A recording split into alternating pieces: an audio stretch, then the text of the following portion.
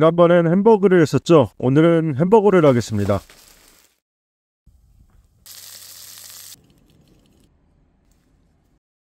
안녕하십니까 여러분, 오늘은 수제버거에 도전할 건데요.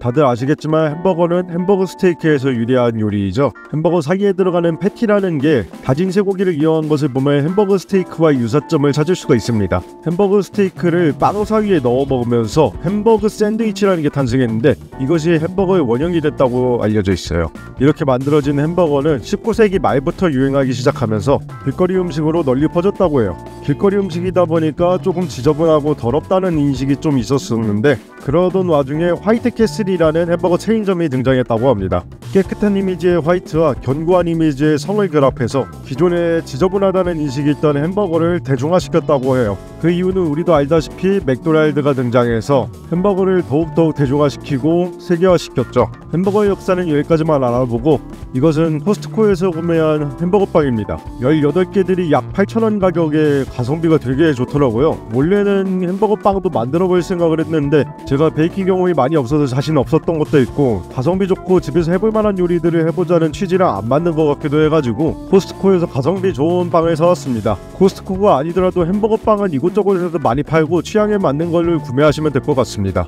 다음은 패티를 준비하겠습니다. 모처럼 집에서 해먹는데 패티도 두껍게 해먹으면 좋잖아요. 이 사진은 제가 작년에 방문했던 패티앤베지스라는 가게입니다. 무지막지 두꺼운 패티를 가진 햄버거로 유명한 가게인데 패티 한 점에 약 180g의 쇠고기를 쓴다고 하더라고요. 패티가 많이 두꺼우면 두꺼울수록 속까지 익히기가 어려워지거든요. 보통 우리가 쇠고기 스테이크를 먹을 때 레어 기준으로 54도 정도만 되면 되거든요. 근데 이거는 스테이크를 구울 때 시어링 과정 중에 고기 겉면에 있는 박테리아들을 대부분 제거하기 때문에 내부의 온도는 54도 정도만 돼도 충분히 먹을 수 있어요. 그렇지만 다진 육은 다지는 과정 중에 겉면과 내부가 섞이기 때문에 다진 육 같은 경우에는 박테리아가 내부에 섞여 있을 확률이 굉장히 높습니다. 그래서 우리가 다진 육을 먹을 때는 최소 70도 정도는 가열을 하는 게 안전합니다. 고기를 잘 관리하고 특별한 공정을 거치지 않는 경우에는 우리가 일반적으로 먹을 수 있는 다진 육을 먹을 때는 충분한 가열이 필요해요. 그래서 패티앤베지스는 180g씩 쓰기는 좀 힘들 것 같고 우리가 흔하게 접하는 쿼터 파운더 치즈라는 맥도날드의 버거가 있죠. 쿼터 파운더 치즈는 말 그대로 파운드의 4분의 1만큼의 고기를 쓴다고 해서 쿼터 파운더인 건데요. 제가 알기로는 맥도날드는 10분의 1파운드 정도의 패티를 기본적으로 사용한다고 알고 있거든요. 기본 패티보다 약 2.5배 정도의 고기를 더 사용한다는 거죠. 그래서 저는 더블 쿼터 파운더 치즈처럼 4분의 1파운드 약 113g 정도의 다진 육을 2개 준비할 겁니다. 이렇게 패티로 만들 수 있도록 구덩이로 분리해가지고 113g 2개 준비해줬고요.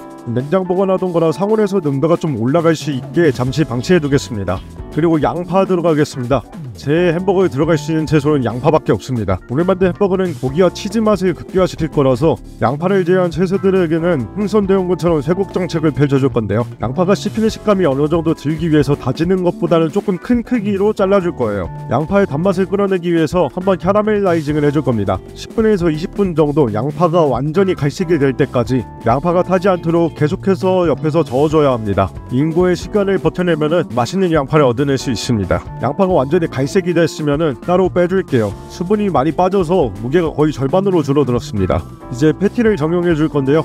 조금 치대주면서 결합이 좀 튼튼해졌다 싶을 때 꾹 눌러서 원형으로 정형해주면 됩니다. 본인이 사용할 빵 크기를 생각해가지고 패티의 크기를 맞춰주시면 되는데 구우면 좀 쪼그라들어서 생각보다 넓게 펼치는 것을 추천드릴게요. 저는 그걸 잘 몰라서 패티 너비가 조금 작게 나왔어요.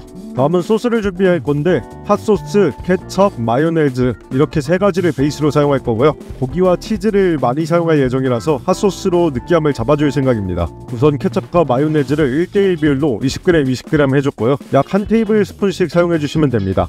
그리고 소금 1g 한 꼬집 정도만 넣어주시고요. 후추도 약 0.5g 정도만 넣어주세요. 그리고 핫소스 5ml 정도만 넣어서 잘 저어서 섞어주세요. 매운맛을 좋아하시면 좀 더 넣으셔도 되는데 5ml 정도만 돼도 느끼함은 충분히 잡아줄 정도는 나오는 것 같아요. 소스는 이만하면 됐고 체다 치즈를 먼저 준비해줄 건데요. 어떤 체다 치즈든 상관없습니다. 그리고 모짜렐라 치즈 준비하겠습니다. 이 두 가지를 섞어서 사용할 건데 따로따로 준비하기 번거로우시면 콜비 잭 치즈라는 게 있어요. 그런 걸 사용해도 무관합니다. 치즈는 취향에 맞게 준비해주세요. 체다 치즈가 통 체다 치즈다 보니까 저는 조금 다져서 사용할게요. 한 장으로 깔끔하게 나오는 분은 그냥 한 장 올려서 사용하셔도 되고, 저처럼 슈레드 모짜렐라랑 같이 사용하려면은 이렇게 채 썰듯이 해서 준비하셔도 괜찮습니다. 모짜렐라도 비슷한 양으로 준비할게요. 재료는 딱 이 정도면 충분합니다. 이제 패티 구우면서 조립해 볼게요.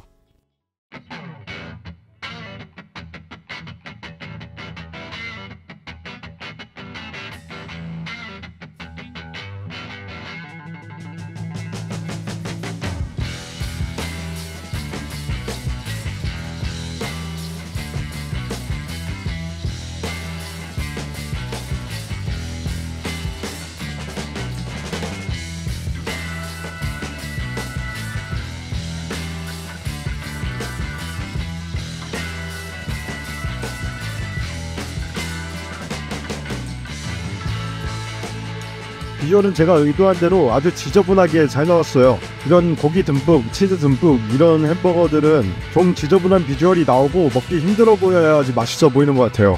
좀 아쉬운 거는 패티를 좀 더 넓게 펼 수 있었으면 좋았을 텐데, 이게 누르개 같은 게 없으면은 쉽게 펴지진 않더라고요.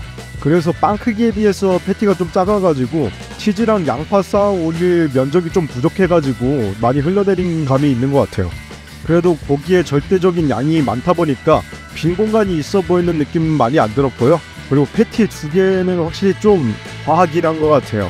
전에 패티 앤 베지스 갔을 때도 안 그래도 큰 패티를 두 개 넣어서 먹었었는데 조금 과하다는 느낌을 받았었거든요. 그때도. 지금도 조금 과하다는 느낌을 받고 있어요. 치즈까지 해가지고 먹으니까 좀 많이 느끼하게 느껴지긴 하는데, 소스 만들 때 넣었던 핫소스 맛이 확 느껴질 때 느끼한 맛을 딱 잡아줘가지고 느끼해서 밀린다는 느낌이 들지는 않았습니다.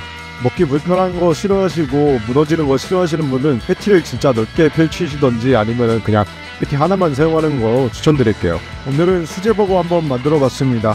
고기와 치즈를 잔뜩 넣은 제 취향의 버거를 만들어 봤는데 정말 만족스러웠습니다.